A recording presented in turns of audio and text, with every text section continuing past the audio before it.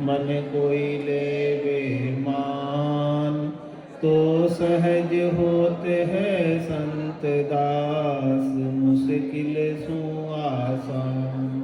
भक्ति भक्त भगवंत गुरु, चतुर नाम बपुए, जिनके पद रज परसताना, सत विघन अनेक।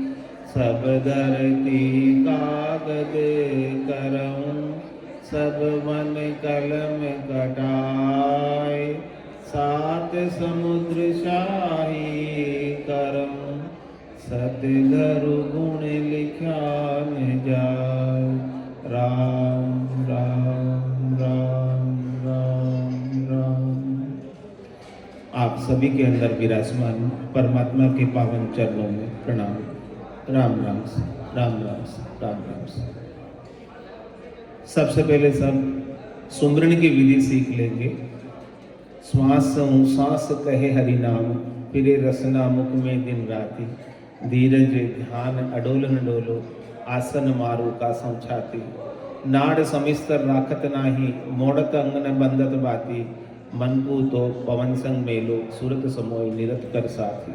सुख राम कहे यूं ध्यान धरे जो, दीप सुजोत जलत है बाती। दीपक है, बाती है, आपकी देही है, आपकी आत्मा है, लेकिन इसके अंदर प्रकाश नहीं है, इसके अंदर ज्योति नहीं है। सदगुरु के ज्ञान से ज्योत जगाते चलो। सदगुरु के ज्ञान की ज्योत आपके गट के भीतर जग जाए तो कोटक भाण हुआ उजियाला, दिल ही में सायब दीदारा। अमृत बूंद जड़े कण मोती, दीपक ज्ञान जिला में ज्योति। ऐसी श्वास और उसास के अंदर सुमरन करना सीख लो। आवती श्वास में जावती श्वास में राम जी के नाम का सुमरन करना है। बहुत सरल सा उपाय है और कुछ इसमें पैसा भी नहीं लगता, कुछ खर्च भी नहीं होता, कुछ कठोर तपस्या भी नहीं करनी है कि इसके लिए आपको परेशान होना पड़े। इतना सरल सा उपाय, और सरल से उपाय से मुक्ति, सभी प्रकार के बंधन से मुक्त एक ही बार में। तो महाराज फरमा रहे हैं कि ऐसी सुमरन की विधि को धारण कर लो। सब 5 मिनट राम नाम का सुमरन करेंगे।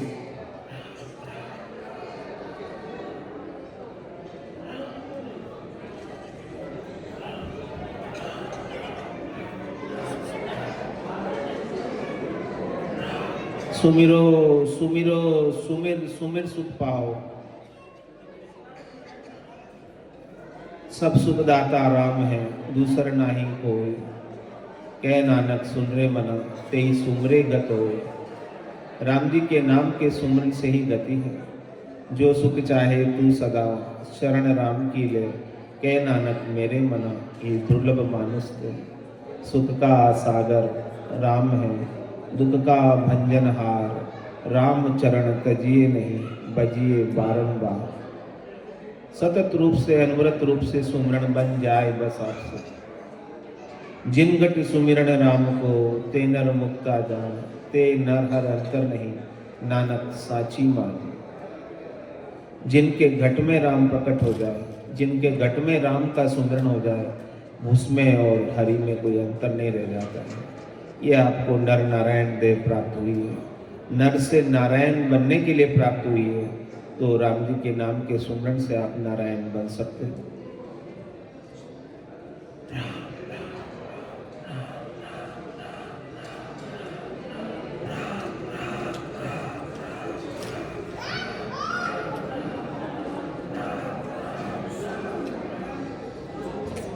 और सुमरन भी आपके गट के भीतर हो, गट के भीतर परमात्मा प्रकट हो जाए। सब गट तेरे साइया, खाली गट नहीं कोई। बलिहारी वा गट में जामे प्रगट हो। ऐसे राम अद्भुत विलक्षण आपके गट में प्रकट हो जाए। तन देवल बिच आत्म देवा, निर्गुण भक्ति भजन है बेवा। ये तन आपका देवल है, तन आपका मंदिर है। इसके बीच आत्मदेव विराजमान है, इसके मध्य आत्मदेव विराजमान है। ऐसे आत्मदेव को जगाना है, प्रकट करना है अपने ही भीतर, अपने ही भीतर चेतन करना है। और जिसे भी परमात्मा मिले हैं आज दिन तक, गट के भीतर ही मिले हैं। यानी आप स्वयं परमात्मा हैं, इसका आपको बोध करना है। आप जानते नहीं हैं आप कौन हैं, मैं कौन हूँ उसको जानते नहीं हैं। आपको जानना है, पहले तो सदगुरु के वचनों को मानना है और मानकर फिर जानना है। सब गट तेरे साइयाँ, खाली गट नहीं कोई, बलिहारी वा गट में जामे प्रगट हुए। जिस गट में राम का सुमरण हो जाता है, जिस गट में राम प्रकट हो जाते हैं, वो गट दिव्य हो जाता है, विशेष हो जाता है। ऐसे दिव्य नयनों से परमात्मा के दर्शन होते हैं, इन चरम चक्षुओं से परमात्मा के दर्शन नहीं होते हैं। इन चरम चक्षुओं से जो कुछ भी दिखता है वो सब कुछ विनाशी होता है। दिखे सो सकल विनाशी। जो कुछ भी इंद्रियों से दिख रहा है, आंखों से दिख रहा है, कान से सुनने में आ रहा है, मुंह से बोलने में आ रहा है, नाक से सूंघने में आ रहा है, सब कुछ विनाशी है। इसमें से अविनाशी कुछ भी नहीं है। अविनाशी परमात्मा है, अविनाशी सत्स्वरूप है, अविनाशी राम है। ऐसे राम को आपको जानना है, अपने ही गट में जानना है। अपने गट में जानकर परमात्मा को पाना है। एक राम दशरथ घर डोले, एक राम गट गट में बोले, एक राम का सकल पसारा, एक राम है सबसे न्यारा। तीन राम है लोक व्यवहारा, चौथे राम का करो विचारा। एक राम तो दशरथ नंदन भगवान श्री राम है, मर्यादा पुरुषोत्तम, जो अवतार धर कर आए थे निमित्त। जिस निमित्त के लिए आए थे वो निमित्त अपना पूरा करके गए। ऐसे अवतारी महापुरुष भी राम कृष्ण अवतार गुरासु मोक्ष सिधाए। उन्होंने भी वशिष्ठ मुनि से ज्ञान प्राप्त करके, यही कैवल्य का ज्ञान प्राप्त करके परम मोक्ष की प्राप्ति की। इसी कैवल्य के ज्ञान को आद बजो जन ऋषभ देव, अंत बजो महावीर। आठ पोर सिमरन किया, दर्चित ध्यान सदीर। दर्चित ध्यान सदीर इकंतर आसन किया, छाड़ दिया सब भरम जगत सुचारद लिया। केवल भज केवल हुआ चुगे हंस का ही, आद भजो जन ऋषभ देव, अंत भजो महावीर। 24 जो तीर्थंकर हुए हैं, ऋषभ देव स्वामी से लगाकर महावीर स्वामी तक, उन्होंने भी सभी ने इस कैवल्य की भक्ति की है और कैवल्य पद आनंद पद को प्राप्त किया है। तो हमें भी उन्हीं का अनुसरण करते हुए इस कैवल्य की भक्ति को अपने गट के भीतर जागृत कर लेना है। कैवल्य का मतलब होता है एक, कैवल्य का मतलब होता है ओनली, कैवल्य का मतलब होता है एक के सिवाय दूसरा कोई है ही नहीं, अद्वैत। दुख होता है तो दूसरों से होता है, सुख होता है तो दूसरों से होता है, डर लगता है तो दूसरों से लगता है। जब आपके सिवाय दूसरा और कोई रह नहीं जाए तो किस बात का डर, किस बात की चिंता, किस बात का त्रास। सब कुछ आनंदमय हो जाता है, सब कुछ आनंद स्वरूप हो जाता है। आनंद के सिवाय और कुछ भी नहीं रह जाता है। ऐसे आनंद की प्राप्ति के लिए सतगुरु हमें ज्ञान दे रहे हैं। इस सतगुरु के ज्ञान को धारण करना है। जिन्होंने इस सतगुरु के ज्ञान को धारण कर लिया वो तो निहाल हो गया, इसी जन्म से परमात्मा पद को प्राप्त हो गया। और जो इस सुमरन की विधि को नहीं जाना वो वार का वार खड़ा है। नाव कड़ा विद न्यारी हो संतो, नाव कड़ा विद न्यारी, जो जानिया सो पार पहुँचा और वार का वारी। जिन्होंने इसे जान लिया है वो तो परमात्मा पद को प्राप्त हो गए, और जो अभी जानना बाकी है उन्हें जानना इस मनुष्य जन्म के अंदर अवसर है। आज अषाढ़ो चाम सोमणी, समझ बीजनी बायो, अंत काल काती को करसो, भजन बिना पिस्तायो। नर्तन खेत नामकन निपजे, मोती कुल का बाया, निपजे साक साक फूल फूली, पर गाड़ा कर लाया। आज अभी अवसर है, चांस है, इस अवसर को, इस चांस को हाथ से जाने नहीं देना है। और परमात्मा का बीज यानी उनके ज्ञान का प्राकट्य हमारे गट के भीतर कर लेना है। और वो ज्ञान का प्राकट्य हमारी करनी से नहीं होगा, हमारी क्रिया से नहीं होगा, वो सतगुरु की कृपा से होगा। जा दिन महर भई सतगुरु की, सता उदय गट होई, ता दिन तिथि लिखी केवल की, ताम में कसर न कोई। जिस दिन सतगुरु की दया हो जाती है, कृपा हो जाती है, महर हो जाती है, तो गट के भीतर उनके द्वारा बख्शिश किया गया नाम, निज नाम प्रकट हो जाता है। और निज नाम के प्रकट होने पर सत्ता हमारे भीतर जागृत हो जाती है। और वो सत्ता का स्वरूप सत्य है, अविनाशी है। वो एक बार जागृत हो गया तो फिर वापस जाता नहीं है, उसका कभी नाश होता नहीं है। ऐसी सत की सत्ता को प्रकट करने का अवसर अभी आया है, तो इस अवसर को हाथ से नहीं जाने देना। ये अवसर वापस कब मिलेगा?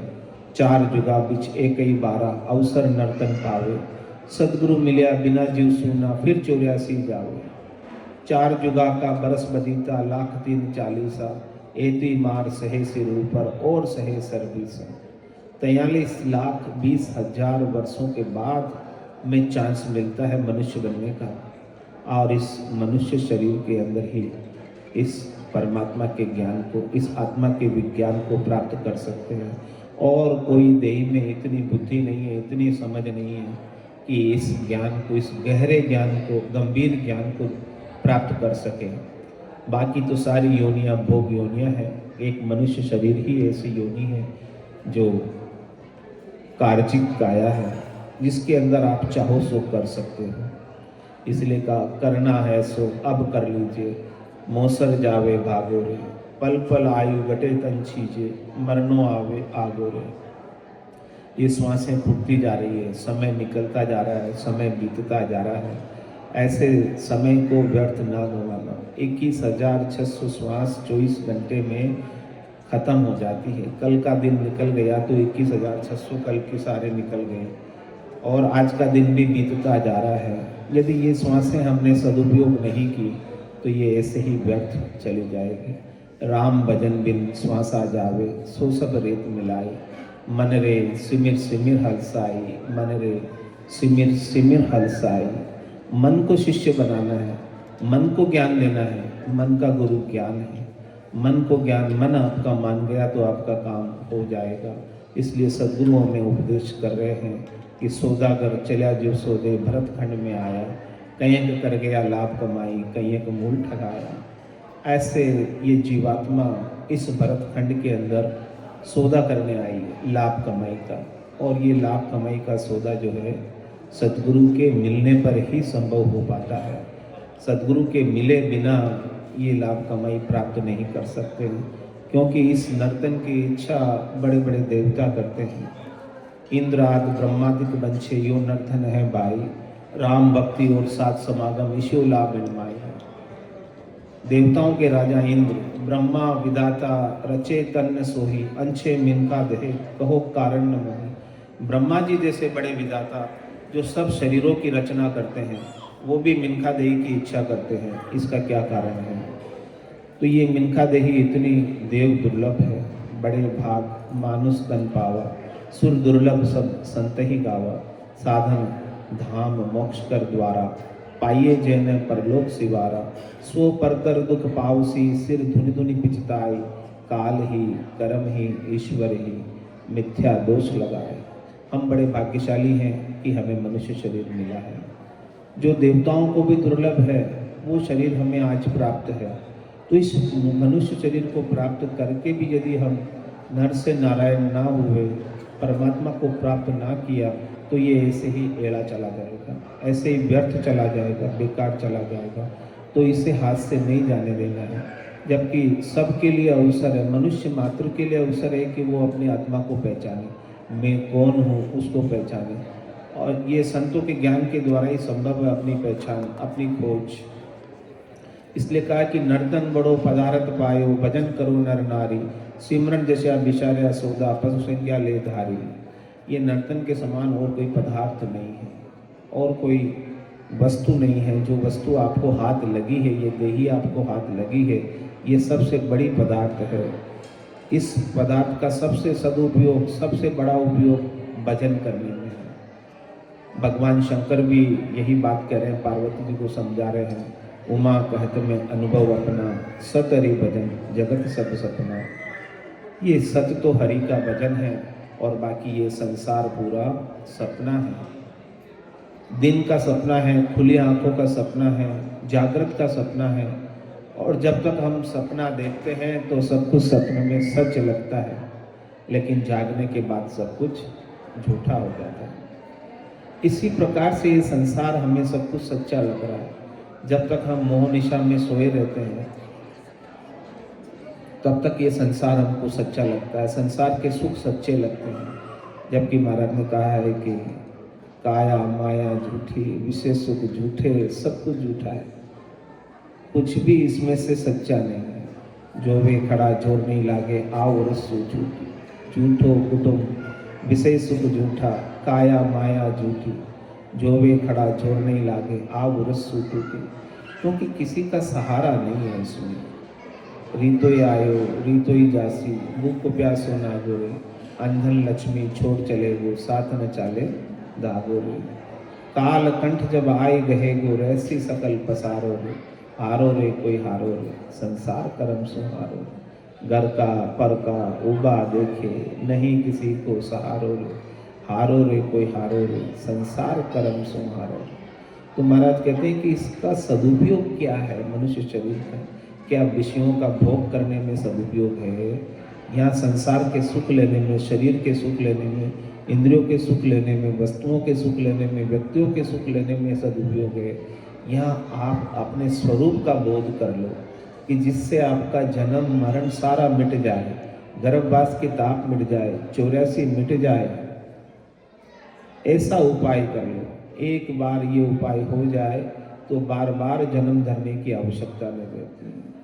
आप अपना शरीर बना लेते हैं अपनी वासना के अनुसार, जैसी जैसी वासना से वासित होते हैं वैसा वैसा शरीर आप प्राप्त कर लेते हैं। अंत काल में होती वासना, जहाँ में वासा पाया, कै सुखराम वासना ऊपर कर सवारी आया। ये जीवात्मा वासना के ऊपर सवारी कर कर अनेक शरीर धरती रहती है और अनेक प्रकार के सुखों का भोग करती रहती है। और आज दिन तक हम भी अनंत सुखों का भोग करते हुए आए हैं, लेकिन आज दिन तक तृप्त हुए नहीं। 184 भुगतर आयो, पायो मिनख जमारो, करुणा सुनकर कारज कीजियो, मैं प्रभु दास तुम्हारो। 84 लाख जीवा जो भुगत कर आए, लेकिन आज दिन तक तृप्त नहीं हुए। इसलिए जीव के ऊपर थोड़ी दया करो, इस जीव के ऊपर थोड़ी करुणा करो और इस जीव को शिव में मिला दो। जैसे बूंद मिली सागर में, पकड़ सके क्या कोई कर्म। जीव ब्रह्म मिल भया समाना, ब्रह्म मिलिया कर्म करे न आना। ये चहन दर्शा बिना, मत कोई छोड़ो ध्यान, राम चरण के राम बिन सब ही फोकट ज्ञान। यानी कि इस जीव को, इस बूंद को सागर में मिलाकर सागर ही बना दो। ये बूंद अपना वजूद खो दे, बूंद होने का गर्व खो दे, बूंद होने का गुमान खो दे, बूंद होने का अभिमान खो दे और अभिमान खोकर ये सागर हो जाए। ये जल से लहर उठ गई है तो वापस जल में समा जाए। ये लहर न रहकर जल ही रह जाए, इसे अपने जल होने का भान हो जाए, जल होने का बोध हो जाए। ये सोने से आभूषण बन गया है, लेकिन मूल रूप से ये सोना है। तो इसे सोना होने का भान हो जाए कि मैं सोना हूँ, आभूषण नहीं हूँ। जैसे ये सकोरा बन गया, ईंटा बन गया, घड़ा बन गया, तो अब इसे मिट्टी होने का भान हो जाए कि मैं वास्तव में मिट्टी हूँ। ये मूल स्वरूप को पा जाए तो ये नर्तन बड़ा पदार्थ है, ये मूल स्वरूप को पाने के लिए है। और ये भजन भी करना है तो अपने को अपने मूल स्वरूप का भजन करना है। चौथे राम का करो विचारा, चौथा राम ही आपका मूल स्वरूप है। उस मूल स्वरूप का यदि आपको विचार ना हुआ तो फिर शरीर में, संसार में, इंद्रियों में, वस्तुओं में भटकते रहोगे और ये भटकन मिटने वाली नहीं है।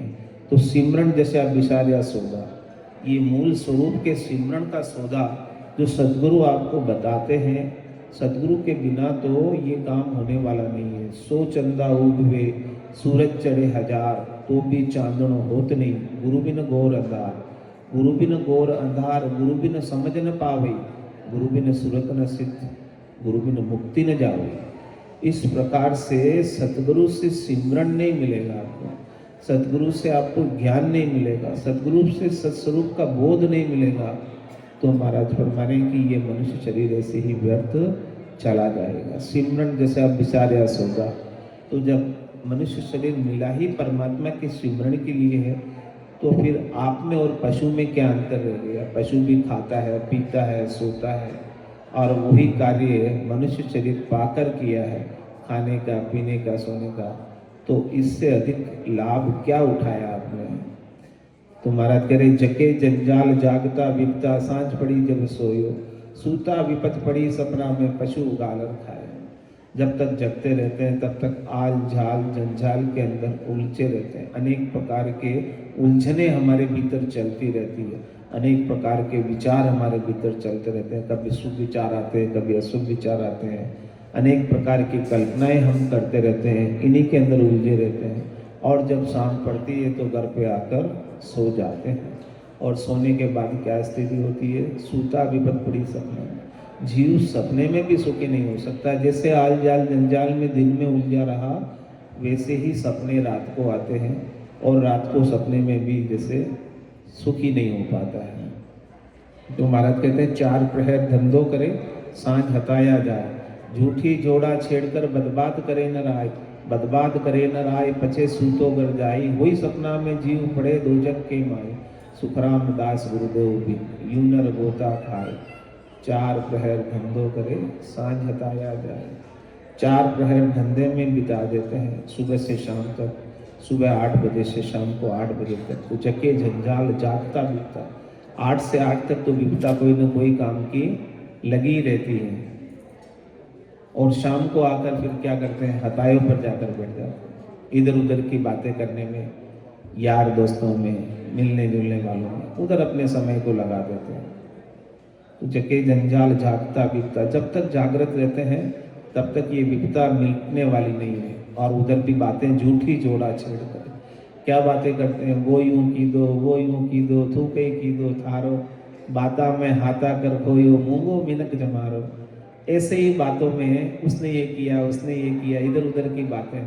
और वो भी बातें भी कैसी? नमक मिर्ची लगाकर, वो झूठी जोड़ा छेड़, इधर उधर की झूठी ही बातें, व्यर्थ की बातें करने में ही पूरा समय ऐसे ही बीत जाता है। और फिर समय बीत जाने के बाद तो फिर पछताए क्या हो? जब चिड़िया चुग गई खेत, अब जब श्वासें सारी निकल जाएगी तो फिर पछताने के अलावा और कोई उपाय होगा नहीं, क्योंकि ये काल रूपी चिड़िया सब फल खा रही है। श्वासा रूपी फल को खा रही है काल रूपी चिड़िया। काल चिड़िया सब फल खाया, खाली खेत रह जाएगा। पछताएगा पछताएगा, गया समय नहीं आएगा। ये समय वापस आने वाला नहीं है। इसलिए महाराज कह रहे हैं कि जो आपको भजन का कार्य करना है, सुमरण का कार्य करना है, परमात्मा प्राप्ति का कार्य करना है, तो इस कार्य को प्राथमिकता के आधार से कर लो। यानी पहले बहुत इस काम को कर लो, जबकि हमारी प्रायोरिटी होती है कि सारे काम निपट जाएंगे, बच्चों की शादियाँ हो जाएंगी, सब हम फ्री हो जाएंगे सामाजिक जिम्मेदारियों से, फिर भजन करेंगे, फिर सुमरण करेंगे, फिर लगेंगे सत्संग में। अभी तो सत्संग में लगने का थोड़ी समय है, अभी तो खाने पीने खेलने कूदने का समय है। तो इन्हीं के अंदर हम हमारे समय को गंवा देते हैं। तो महाराज कह रहे हैं कि ऐसे गंवाना नहीं है। कैसे गंवाते हैं? कह रहे हैं, घर की गांगरत गयो जमारो, उदम आपदा माई, मुँह से ठगे भरे आउदर, पशु संज्ञा या पाई। घर की गांगरत के अंदर ही हम अपने मनक जमारे को गंवा देते हैं और उधम करने में, आपदा करने में, इधर उधर की बातें करने में, व्यर्थ के कार्य करने में हम हमारा समय बिता देते हैं, कीमती श्वासें बिता देते हैं। श्वासा रूपी पूंजी जो बहुत महंगी है। कहता हूँ कह जात हूँ, कहाँ बजाऊँ ढोल, एक श्वास में जात है 3 लोक को मोल। ये श्वासें देखो कितनी कीमती है। कोई त्रिलोकी की संपदा का मालिक भी होवे और वो कहे कि मेरे को कुछ श्वासें ज़्यादा दे दो, मेरे पास जितनी संपत्ति है मैं सब आपके नाम करता हूँ डॉक्टर साहब, तो क्या डॉक्टर साहब के हाथ में है श्वासें देना, उसको जिंदा रख लेना? डॉक्टर खुद भी नहीं बच पाता है, जो स्वयं डॉक्टर होता है वो भी नहीं बच पाता है। अच्छा, और जिन्होंने वरदान प्राप्त किया वो तो बच जाते हैं, तपस्या करके, कठोर तपस्या करके जो वरदान ले लेते हैं, इस शरीर को बचा लेते हैं। हिरण्याकश्यप ने वरदान लिया था ना कि दिन में मरूं नहीं, रात में मरूं नहीं, घर में मरूं नहीं, बाहर मरूं नहीं, अस्त्र से मरूं नहीं, शस्त्र से मरूं नहीं, और क्या क्या उसने, कितना होशियार था वो कि वो 12 महीने में किसी से मरूं नहीं, किसी महीने में ना मरूं, ऐसा वरदान पाया उसने हिरण्याकश्यप ने। कठोर तपस्या करता है, लेकिन फिर भी इस शरीर को बचा पाया है। शरीर तो जाने ही वाला है, शरीर किसी का रहने वाला नहीं है। आया है सो जावसी, राजा रंग फकीर, एक सिंहासन चढ़ चले एक बदे जंजीर। जो शरीर लेकर आया है उसे शरीर को छोड़ना होगा, चाहे वो रंक हो, चाहे राजा हो, चाहे कोई भी हो, चाहे कितना ही बलशाली हो, कितना ही धनवान हो, कितना ही क्या हो, विद्वान हो, पढ़ा लिखा हो, कुछ भी हो, जाना तो पड़ेगा। लेकिन महाराज कह रहे जाना कैसे है? जाने की आपकी तैयारी तो होनी चाहिए। यदि जाने की तैयारी नहीं होगी तो फिर जमराज लेकर जाएगा पकड़ के जी। कैसे ले जाएगा? सिर में गुरज, गला में फांसी, जालिम है जमरानो, साहेब राम कदे नहीं सिमरिया, यो सब लोग बिरानो। साहेब राम जी को नहीं सिमरा और इसीलिए सारे लोग वीराना हो गया, पराया हो गया, क्योंकि उस समय कोई बचा नहीं सकता है। और आप जाना नहीं चाहते। क्यों नहीं जाना चाहते? क्योंकि आप में आसक्ति है, चाहना है, इच्छा है, वासना है, आशा है, तृष्णा है, मनोरथ है, मनोकामना है, संकल्प है, विकल्प है। इतनी सारी चीजें आपने अपने पास इकट्ठी की हुई है। इन सब चीजों का परिग्रह किया हुआ है और ये सब चीजें आपको जाने में बाधक बनती है। लेकिन ये सब चीजें होने के बावजूद भी फिर भी जाना तो पड़ता ही। कोई रोक सकता नहीं है जाने वाले को। तो महाराज फरमाया कि जाना तो है, लेकिन ये शरीर जाए इससे पहले आप अपना काम करके जाओ। आप अपने कल्याण का कार्य, अपने स्वरूप के बोध का कार्य, परमात्मा की प्राप्ति का कार्य आप पहले से ही कर लो, ताकि जाते वक्त आपको तकलीफ ना हो। तो महाराज कहते हैं जिसने काम कर लिया तो होना था सो हो गया। सुरत शब्द का जो संत दास इस देह का नहीं हरस नहीं सो। क्या कह रहे हैं महाराज? कि हमारा तो सूरत शब्द का जो हो गया, सदगुरु ने हमें शब्द बख्शिश किया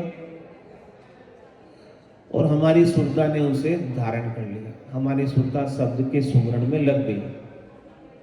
तो अब हम शब्द के सुमरण में लगने से हमको हमारे स्वरूप का बोध हो गया, हमको हमारे स्वरूप का पता चल गया कि हमारा स्वरूप कैसा है। हमारा स्वरूप अजर है, अमर है, अविनाशी है। ये हमारा स्वरूप आग में जलता नहीं है, पानी में गलता नहीं है, हवा में सूखता नहीं है, और ये टाइम के अंतर्गत बंधा हुआ नहीं है स्वरूप। ये हमारा स्वरूप अकाल पुरुष है, काल के अंतर्गत नहीं है। काल के अंतर्गत कौन है? शरीर। आवागमन के अंतर्गत कौन है? जीव। लेकिन आपका जो स्वरूप है, वास्तव में जो आप हो, वो अकाल पुरुष है। यानी काल के अंतर्गत नहीं हो आप वास्तव में। काल के अंतर्गत नहीं होने से आप अमर हो, आप अजर हो, आप अविनाशी हो, यानी आपका कभी नाश होता नहीं। लेकिन ये समझ हमको नहीं है। हमको तो देह दिखता है, देह के जाने पर हम देखते हम चले गए। जब तक देह है तब तक हम हैं, ऐसा ही लगता ना हमको। देह नहीं है तो हम नहीं। लेकिन ये देह जब नहीं थी तब भी आप थे। तब पहले कोई दूसरी देह थी, फिर आपने कपड़े बदले, कपड़े बदलकर ये नई देह धारण कर। अब ये देह नहीं रहेगी, फिर भी आप तो रहोगे या नहीं रहोगे? या आप भी मर जाओगे? ये देह मरेगी तब आप भी मर जाओगे या आप जिंदा रहोगे?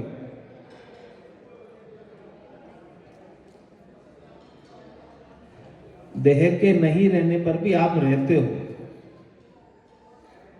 आपका अस्तित्व रहता है, आपका वजूद रहता है। तो महाराज कह रहे हैं कि आप अपने स्वरूप को पहचानो जो रहने वाला है, और वो रहने वाला ही राम। इस राम का कभी नाश नहीं होता। ये राम अविनाशी है, और ये राम आपसे अलग नहीं है, आपसे भिन्न नहीं है। ये राम और आप एक ही हो। राम सत है तो आप भी सत से ही बने हो। जिस प्रकार से लहर बनी है जल से, जिस प्रकार से आभूषण बने हैं सोने से, जिस प्रकार से ईंटा बना है मिट्टी से, वैसे ही आप राम से बने। उस राम को पाना जो आपको पहले से प्राप्त है, लेकिन प्राप्त न होने का भ्रम, इस भ्रम को मिटाना। सद्गुरु क्या करते हैं? हमारे इस भ्रम को ही मिटाते, हमको हमारा असली स्वरूप दिखाते, हमको आईना दिखाते। उस आईने को देखकर शब्द ब्रह्म का आईना देते हैं हमें। उस शब्द ब्रह्म के आईने में हमको हमारा उनियारा दिख जाता है, शकल दिख जाती है। जैसे एक आईना लगा दो, कांच लगा दो, तो कांच में हमारी शकल दिख जाती है कि नहीं दिखती? कांच के बिना देख नहीं पाते हम। ऐसे ही सद्गुरु हमें शब्द ब्रह्म का आईना देते हैं। उस शब्द ब्रह्म के आईने में हमारी आत्मा का स्वरूप नजर आता है। ये रूप तो कांच में नजर आता है, लेकिन स्वरूप आपका कहां नजर आएगा? सद्गुरु के ज्ञान में। सद्गुरु के द्वारा दी गई ज्ञान दृष्टि में, दिव्य दृष्टि में, सुरत दृष्टि में, ब्रह्म दृष्टि में आपको अपना स्वरूप नजर आएगा। और स्वरूप नजर आते ही आप निहाल हो जाओगे। जब तक स्वरूप नजर नहीं आता है तब तक रूप नजर आता है, और ये रूप तो जाने वाला है। रूप किसी का रहता ही नहीं है। तो महाराज फरमा रहे हैं कि नर संज्ञा किसमें है? ऐसे स्वरूप के बोध में। नर संज्ञा ज्ञान ध्यान गुण साध समागम सिमरन कथा बिलासा जागे जिते राम ही सिमरे सूता होई अभ्यासा। वास्तव में मनुष्य पड़ा किसमें है? मनुष्य कहलाने का अधिकारी कौन है?